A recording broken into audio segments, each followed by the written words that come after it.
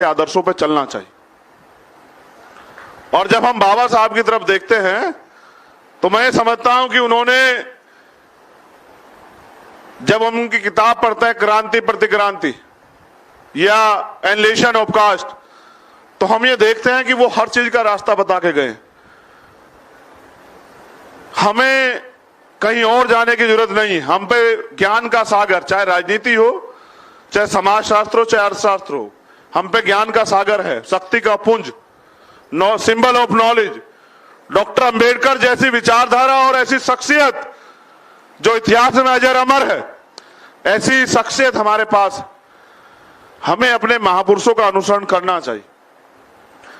मेरी ये भी शिकायत है कि हमने, जब मैं महाराष्ट्र आता हूं तो मैंने पिछली बार आके पूछा कि भाई महाराष्ट्र के लोग ये क्यों कहते हैं कि पुतला है, कि पुतले पे माला हार चढ़ाना है, तो उन्होंने कहा पुतला ही तो है। तो मैंने कहा इसमें गलती आपकी नहीं, हमने उनको पुतला ही बना दिया है। अगर वास्तविकता में हम उनको महापुरुष बना के उनको पूजने की जगह पढ़ने का काम करते जैसा कि वो चाहते थे। आप बाबा साहब अम्बेडकर को पढ़ना, वो जानते थे कि ये लोग आने वाले समय मुझे पुजवाएंगे, इसलिए उन्होंने कहा कि मैं हिंदू धर्म में पैदा तो हुआ हूं लेकिन मरूंगा नहीं। हमें समझने की जरूरत है। बाबा साहब ने भी कहा कि मुझे पूजने की नहीं, पढ़ने की जरूरत है, मैं मूर्तियों में नहीं किताबों में हूं। उन्होंने यह भी कहा कि 2 घंटी बजेंगी सुबह के समय, 1 घंटी आपको मंदिर की तरफ ले जाएगी और 1 घंटी आपको स्कूल की तरफ। वो चाहते थे कि हम लोग इस देश की जरूरत बन जाएं, इस देश की नहीं दुनिया की। आप याद करो क्या चाहता, कोई चाहता था कि डॉक्टर अंबेडकर संविधान सभा में आए। मैंने तो यहां तक पढ़ा कि कुछ ताकतों ने तो ये कहा कि डॉक्टर अंबेडकर दरवाजे नहीं खिड़कियां भी बंद कर देंगे, आपको घुसने नहीं देंगे संविधान सभा में। डॉक्टर अंबेडकर ज्ञान की वजह से इस देश की जरूरत है, क्योंकि पूरी दुनिया में घूमने के बाद उनको ये पता लगा कि अगर भारत का कोई संविधान लिख सकता है तो वो डॉक्टर बाबा साहब अंबेडकर। हम झूठ के दम पे जिंदा नहीं रहना चाहिए, हमें रहना चाहिए।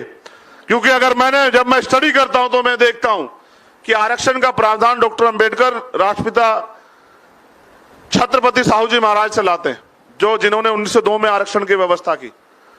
और एजुकेशन का जो पूरा वो है, एजुकेशन का जो पूरा कॉन्सेप्ट है, वो राष्ट्रपिता ज्योतिबा फूले से लाते हैं। हमारे महापुरुषों ने सारे रास्ते खोले, बस देर है कि उस पर चलने की। और फिर मैं आपसे कह रहा हूं कि ज्वालामुखी के ढेर पे हैं, अगर नहीं खड़े होंगे, नहीं जिम्मेदारी समझेंगे तो जो नहीं लड़ेगा वो मरेगा। मुझे कहने में कोई घबराहट नहीं, और क्योंकि मैंने दलाली नहीं की है, मैंने चोरी नहीं की है, मैं लूट मार करके यहां तक नहीं पहुंचा हूं, तो मुझे सच कहने में कोई दिक्कत नहीं है। और सच ये है कि आज के नेताओं के भरोसे रहना सुसाइड करने जैसा है। नेता का काम होता है समाज को सच्ची राह दिखाना, ना कि समाज को लूटना, ना कि समाज को बेचना। और आज मुझे गर्व है कि नांदेड़ की धरती पर राहुल प्रधान जैसा मेरा छोटा भाई इस आंदोलन को लीड कर रहा है। जब तक अंबेडकरवादी मूवमेंट है, पैंथर की मूवमेंट है, राहुल प्रधान जैसे नेता निकलते रहेंगे, तब तक इस समाज को घबराने की जरूरत नहीं है। लेकिन मैंने पहले भी कहा, मैं खुद के लिए भी कह रहा हूं कि कोई अकेला आदमी आंदोलन नहीं चला सकता। आंदोलन की सीमाएं, आंदोलन की आवश्यकताएं हैं, और आंदोलन सहयोग से चलता है। आप सब लोगों को उस साथ देना पड़ेगा। आप सब लोगों को किसी भी स्थिति में आपको समझना पड़ेगा। अगर 2 साल हम लोग चुप रहे, और चुप रहने वाले समाज को क्या सहना पड़ रहा है। मैंने तो यह भी पढ़ा हिस्ट्री में कि जिनका राज होता है उनका धर्म होता है। मैं अभी उड़ीसा गया था, मैं देश के कोने में विचरण करता रहता हूं इधर उधर। मैं इस महीने में 7-8वीं स्टेट में हूं।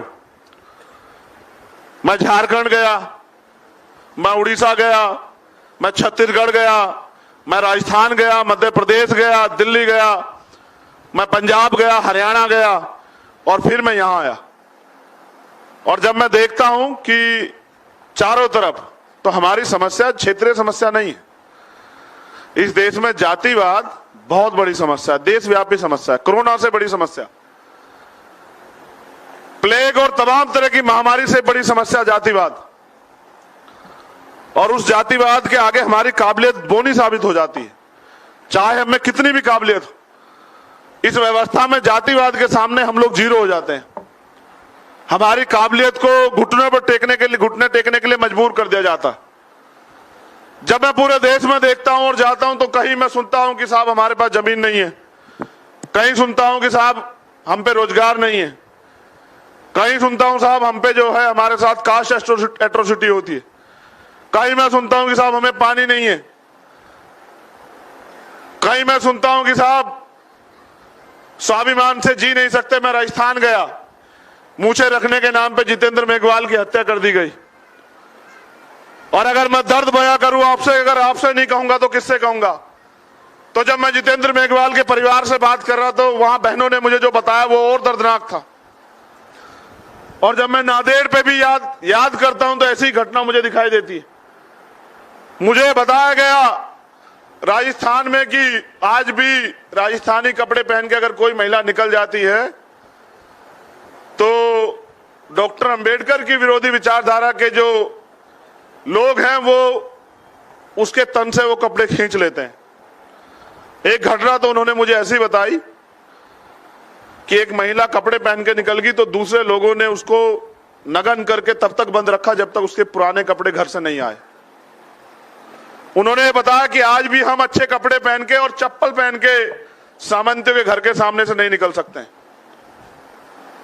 उन्होंने मुझे यह भी बताया कि आज भी नौजवान हो या बुजुर्ग वो पगड़ी पहन के या मोटरसाइकिल पहन के कुछ क्षेत्रों से नहीं गुजर सकता है।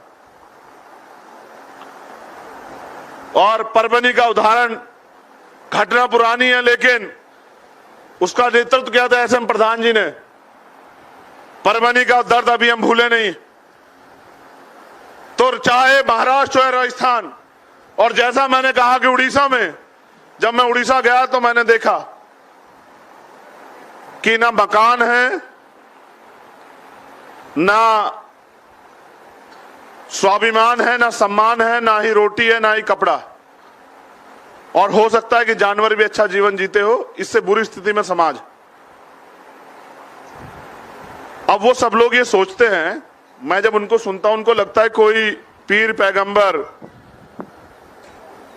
कोई प्रॉफिट, कोई महापुरुष पैदा होगा, जन्म लेगा और हमारी जिंदगी बदलेगा। और मैं समझता हूं कि जो इतिहास में पैदा हुआ वो दोबारा पैदा नहीं हो सकता, क्योंकि तथागत बुद्ध इस बात को साबित करते। वो तो ये कहते हैं कि अपो दीपक हो, अपना दीपक स्वयं बनो।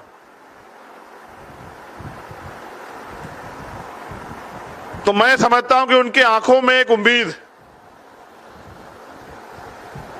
और उनके करीब आने मिलने के तरीके से लगता कि वो उम्मीद आज की इस पीढ़ी से है जो यहां बैठी हुई, ये जो इंटेलेक्चुअल्स और जो जिम्मेदार नौजवान मूवमेंट के लोग यहां बैठे उनसे।